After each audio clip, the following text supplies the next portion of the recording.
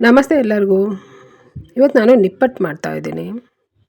ಗರಿಗರಿಯಾಗಿ ರುಚಿಯಾಗಿ ಸೂಪರಾಗಿ ತುಂಬ ಚೆನ್ನಾಗುತ್ತೆ. ಮತ್ತು ನಿಪ್ಪಟ್ಟು ಮಾಡುವಾಗ ಎಣ್ಣೆಲಿ ಹಾಕಿದ ಕೂಡಲೇ ಪೂರಿ ಥರ ಊದ್ಕೊಂಡು ಬಿಡುತ್ತೆ.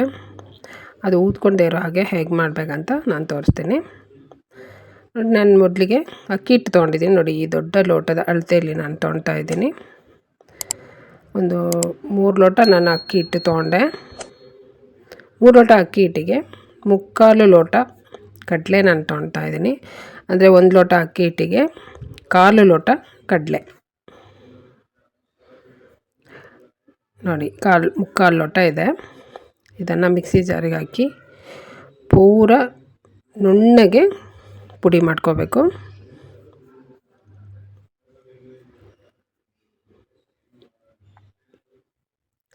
ನೋಡಿ ತೋರಿಸ್ತಾ ಇದ್ದೀನಿ. ಇದು ಪೂರ ನುಣ್ಣಗಿದೆ. ಕಡಲೆ ತುಂಬ ಬೇಗ ಪುಡಿನೂ ಆಗುತ್ತೆ. ಇದನ್ನು ಅಕ್ಕಿ ಜೊತೆಗೆ ಹಾಕ್ತಾಯಿದ್ದೀನಿ. ಈಗ ಕಡಲೆ ಬೀಜ ಅಥವಾ ಶೇಂಗಾ ಏನು ಹೇಳ್ತೀರಾ ಅದು ಒಂದು 2 ಮುಷ್ಟಿ ಹಾಕಿದ್ದೀನಿ ನಾನು. 2 ಮುಷ್ಟಿ ಅಂದರೆ ಒಂದು 3-4 ಟೇಬಲ್ ಸ್ಪೂನು ನೋಡಿ. ಈ ರೀತಿ ಸ್ವಲ್ಪ ದಪ್ಪ ಪುಡಿ ಮಾಡ್ಕೊಂಡಿದ್ದೀನಿ ಕಡಲೆ ಬೀಜನ. ಇದನ್ನು ಅಕ್ಕಿ ಹಿಟ್ಟಿನ ಜೊತೆಗೆ ಹಾಕ್ತಾಯಿದ್ದೀನಿ. ಕಡಲೆಬೀಜ ಇನ್ನೂ ಸ್ವಲ್ಪ ದಪ್ಪ ಮಾಡಿಬಿಟ್ರೆ ಏನಾಗುತ್ತೆ, ಎಣ್ಣೆಗೆ ಹಾಕಿದಾಗ ಕಡಲೆಬೀಜ ಎಲ್ಲ ಎಣ್ಣೆಯಲ್ಲಿ ಬಿಟ್ಕೊಳುತ್ತೆ. ಈಗ ಖಾರಕ್ಕೆ ಬೇಕಾಗುವಷ್ಟು ಒಣಮೆಣಸಿನ್ಕಾಯಿ, 2 ಸ್ಪೂನು ಜೀರಿಗೆ, 2 ಸ್ಪೂನು ಎಳ್ಳು ಹಾಕ್ತಾಯಿದ್ದೀನಿ.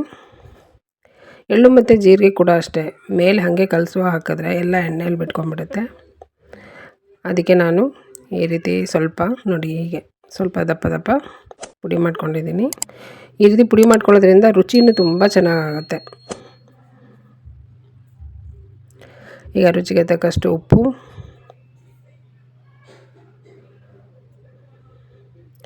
ಮತ್ತು ಬಿಸಿ ಮಾಡಿರೋಂಥ ಎಣ್ಣೆ ನೋಡಿ. ಈ ಸ್ಪೂನಲ್ಲಿ ಸೌಟಿದು ಚಿಕ್ಕ ಸೌಟು ಸಾಮಾನ್ಯವಾಗಿ ಎಲ್ಲರ ಮನೇಲಿ ಇರುತ್ತೆ. ಇಲ್ಲ ಅಂದರೆ ನೀವು ಟೇಬಲ್ ಸ್ಪೂನ್ ಲೆಕ್ಕದಲ್ಲಿ ತೊಗೊಳ್ಳೋದಾದರೆ 1 ಲೋಟ ಅಕ್ಕಿ ಹಿಟ್ಟಿಗೆ 3 ಟೇಬಲ್ ಸ್ಪೂನು ಹಾಕ್ಬೋದು, 4 ಕೂಡ ಹಾಕ್ಬೋದು. 1 ಲೋಟ ಅಕ್ಕಿ ಹಿಟ್ಟಿಗೆ 3 ಅಥವಾ 4 ಟೇಬಲ್ ಸ್ಪೂನು ಬಿಸಿ ಮಾಡಿರೋಂಥ ಎಣ್ಣೆ. ಈಗ ಇದಿಷ್ಟನ್ನು ಕಲಿಸ್ಕೋಬೇಕು. ಬಿಸಿ ಇದೆ ಎಣ್ಣೆ ಅಂತ ನಾನು ಸ್ವಲ್ಪ ಸ್ಪೂನಲ್ಲಿ ಕಲಿಸ್ತಾ ಇದ್ದೀನಿ.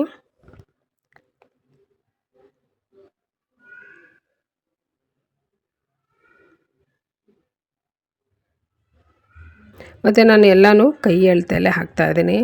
ನನಗೆ 30 ವರ್ಷದ ಅಡುಗೆ ಅನುಭವ ಇರೋದ್ರಿಂದ ನನಗೆ ಹೀಗೆ ನೋಡಿದ್ರೇ ಗೊತ್ತಾಗುತ್ತೆ ಇದು ಎಷ್ಟಿದೆ ಅಂತ ಅಳತೆ. ಹಾಗಾಗಿ ನಾನು ಹಾಗೆ ಕೈಯಲ್ಲೇ ಹಾಕಿದ್ದೀನಿ. ನೀವು ಟೇಬಲ್ ಸ್ಪೂನ್ ಅಳತೆಯಲ್ಲಿ ಹಾಕ್ಬೋದು. ಈಗ ನೋಡಿ, ಒಂದು 10-12 ಕಡ್ಡಿ ಕರಿಬೇವಿನ ಸೊಪ್ಪು ಚಿಕ್ಕದಾಗಿ ಹೆಚ್ಚಿ ಹಾಕಿದ್ದೀನಿ.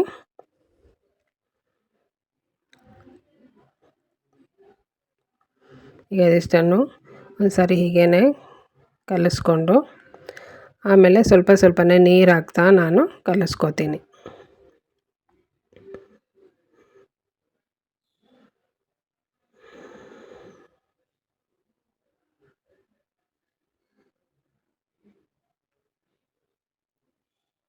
ತುಂಬ ಗಟ್ಟಿಯಲ್ಲ ಅಥವಾ ತುಂಬ ಮೆತ್ತಗೂ ಅಲ್ಲ, ಆ ರೀತಿ ಕಲಿಸ್ಕೋಬೇಕು.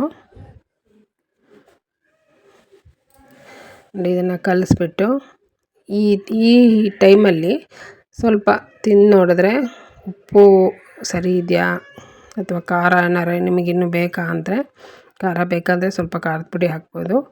ಉಪ್ಪೇನಾರು ಕಮ್ಮಿ ಇದ್ದರೆ ಈ ಟೈಮಲ್ಲಿ ಉಪ್ಪು ಹಾಕಿ ಕಲಿಸ್ಕೋಬೋದು ನಿಮಗೆ.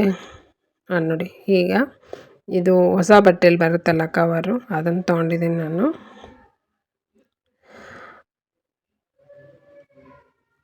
ನಿಮಗೆ ಹಸಿ ಹಿಟ್ಟು ತಿಂದು ರುಚಿ ನೋಡುವಾಗ ಹಸಿ ಹಿಟ್ಟು ತಿನ್ನೋಕ್ಕೆ ಬೇಜಾರು ಅನಿಸಿದ್ರೆ 1-2 ನಿಪ್ಪಟ್ಟು ಕರೆದ್ಬಿಟ್ಟು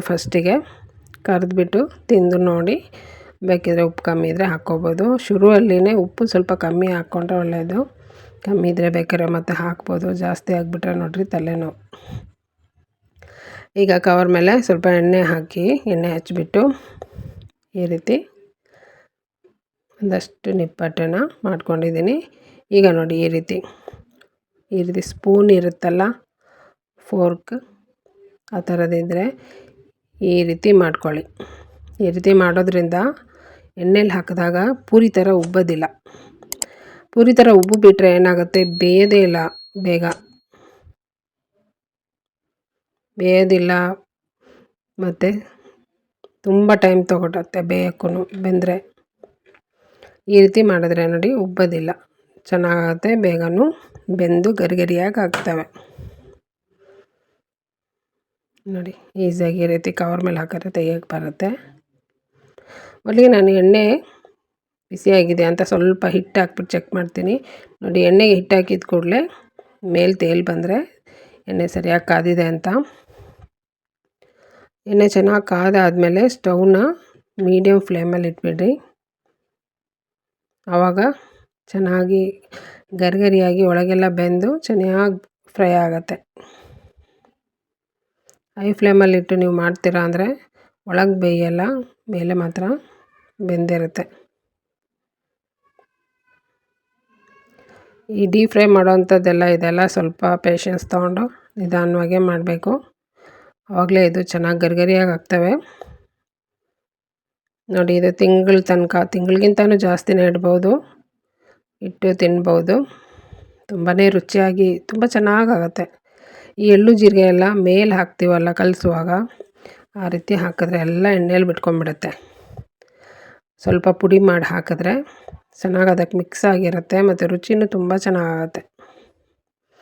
ಈಗ ನೋಡಿ ಆಗಿದೆ ಅಂತ ಹೆಂಗೆ ಗೊತ್ತಾಗುತ್ತೆ ಅಂದರೆ, ಇಲ್ಲಿ ಬಬಲ್ಸ್ ಬರೋದೆಲ್ಲ ಕಮ್ಮಿಯಾಗಿ ಎಲ್ಲ ಹೋಗಿ ಕೆಳಗೆ ಕೂತ್ಕೊಳ್ಳುತ್ತೆ.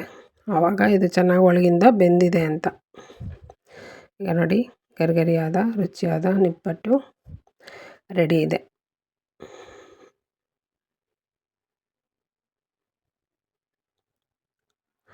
ನನ್ನ ವಿಡಿಯೋ ಇಷ್ಟ ಆದರೆ ಲೈಕ್ ಮಾಡಿ, ಶೇರ್ ಮಾಡಿ, ಮರೀದೆ ಸಬ್ಸ್ಕ್ರೈಬ್ ಮಾಡಿ. Thank you.